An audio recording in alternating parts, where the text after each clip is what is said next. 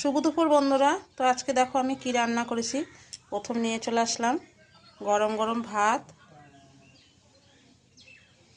এখানে আছে শসা, শিম আলু ভাজা, আর এখানে নিয়ে চলে আসলাম মসুরির ডাল, এখানে আছে রুই মাছ বেগুন আলু টমেটো দিয়ে করেছি,